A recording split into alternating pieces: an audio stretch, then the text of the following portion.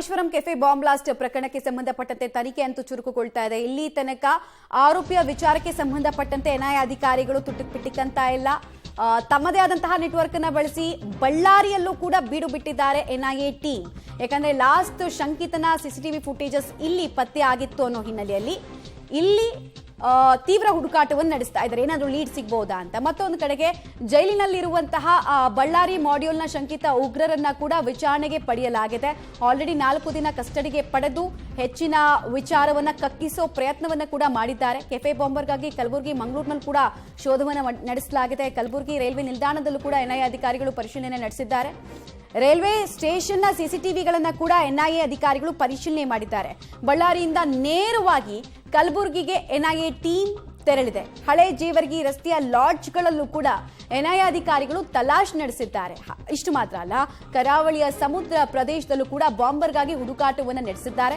ಕರಾವಳಿ ತಟದಲ್ಲಿ ಕರಾವಳಿ ಕಾವಲು ಪೊಲೀಸ್ ಪಡೆಯಿಂದ ಕೂಡ ಹೈ ಅಲರ್ಟ್ ಅನ್ನ ಘೋಷಿಸಲಾಗಿದೆ. ಬಿಕಾಸ್ ಇಲ್ಲಿ ಬಂದರಿನ ಮೂಲಕ ಅಥವಾ ಬೋಟ್ನ ಮೂಲಕ ಹೊರದೇಶಗಳಿಗೆ ಪರಾರಿಯಾಗೋದಕ್ಕೂ ಯತ್ನಿಸಿರಬಹುದು ಅನ್ನೋ ಒಂದು ಅನುಮಾನ ಕೂಡ ಇದೆಯಂತೆ. ಅಂಥದ್ದೊಂದು ಟಿಪ್ ಕೂಡ ಸಿಕ್ಕಿದೆ ಅಂತೆ ಎನ್ಐಎ ಅಧಿಕಾರಿಗಳಿಗೆ.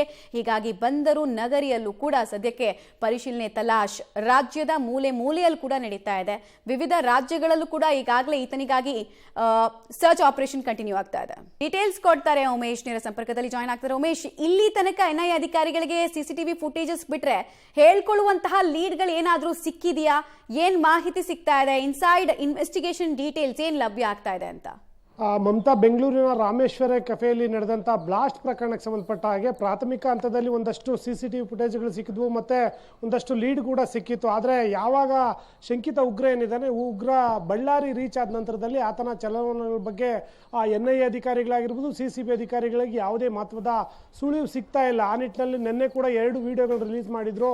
ಇವತ್ತು ಕೂಡ 4 ಫೋಟೋಗಳನ್ನು ಎನ್ಐಎ ಅಧಿಕಾರಿಗಳು ರಿಲೀಸ್ ಮಾಡಿ ಈತನ ಗುರುತು ಪತ್ತೆಯಾದಲ್ಲಿ ಸಂಪರ್ಕ ಮಾಡಿ ಅಂತೇಳಿ ಮನವಿ ಮಾಡ್ಕೊಂಡಿದ್ದಾರೆ. ಪ್ರಮುಖವಾಗಿ ಎನ್ಐಎ ಅಧಿಕಾರಿಗಳ ಕಳೆದ ಡಿಸೆಂಬರ್ 8ನೇ ತಾರೀಕೇನು ರೈಡ್ ಮಾಡಿದ್ರು. ಅಂದರೆ ರೈಡ್ ಮಾಡಿದ್ರೆ ಬೆಂಗಳೂರು ಮತ್ತು ಬಳ್ಳಾರಿಯಲ್ಲೇನು ರೈಡ್ ಮಾಡ್ತಾರೆ. ಆ ಸಂದರ್ಭದಲ್ಲಿ 7 kg ಸ್ಫೋಟಕಕ್ಕೆ ಬಳಸುವ ಅಮೋನಿಯಂ ನೈಟ್ರೇಟ್ ಪತ್ತೆ ಆಗಿತ್ತು. ಆ ನಿಟ್ಟಿನಲ್ಲಿ ಮೊನ್ನೆ ರಾಮೇಶ್ವರ ಕೆಫೆಯಲ್ಲಿ ಬಳಸಿದಂಥ ಸ್ಫೋಟಕ ಏನಿದೆ ಅದಕ್ಕೆ ಮ್ಯಾಚ್ ಆಗ್ತಾ ಇತ್ತು. ಜೊತೆಗೆ ಈತ ಶಂಕಿತ ಏನಿದೆ, ಈತ ಬೆಂಗಳೂರಿಂದ ಬಳ್ಳಾರಿ ತನಕ ಟ್ರಾವೆಲ್ ಮಾಡಿದ ಮಿಸ್ಟ್ರಿ ಮಾತ್ರ ಸಿಕ್ಕಿದೆ. ಅಲ್ಲಿಂದ ಮುಂದೆ ಆತ ಎಲ್ಲಿ ಹೋದ ಅನ್ನೋದ್ರ ಬಗ್ಗೆ ಮಾಹಿತಿ ಲಭ್ಯ ಆಗಿಲ್ಲ. ಆ ನಿಟ್ಟಿನಲ್ಲಿ ಈ ಪ್ರಕರಣದಲ್ಲಿ ಬಂಧನ ಆಗಿದ್ದಂಥ 4 ಆರೋಪಿಗಳೇನಿದ್ರು ಆ 4ರನ್ನು ಕೂಡ ಪರಪ್ನಗರ ಜಿಲ್ಲೆಯಲ್ಲಿ 4 ದಿನಗಳ ಕಾಲ ಕಸ್ಟಡಿಗೆ ಪಡೆದು ಈ ಪ್ರಕರಣ ಸಂಬಂಧಪಟ್ಟಾಗೆ ಸಾಕಷ್ಟು ಮಾಹಿತಿಗಳನ್ನು ಕಲೆಕ್ಟ್ ಮಾಡೋ ನಿಟ್ಟಿನಲ್ಲಿ ಎನ್ಐಎ ಅಧಿಕಾರಿಗಳು ತನಿಖೆ ಮುಂದುವರಿಸಿರುವಂಥದ್ದು. ಇವತ್ತಿಗೆ ಆ 4 ಜನರ ಕಸ್ಟಡಿ ಅಂತ್ಯ ಹಿನ್ನೆಲೆಯಲ್ಲಿ ಮತ್ತೆ ಏನಾದರೂ ಅವ್ರನ್ನ ವಶಕ್ಕೆ ಪಡಿತಾರಾ ಅಥವಾ ಅವರು ವಶಕ್ಕೆ ಪಡೆದು ಬೇರೆ ಅಂಗದಲ್ಲಿ ತನಿಖೆ ಮಾಡ್ತಾರ ಅನ್ನೋ ಒಂದು ಕಡೆ ಆದರೆ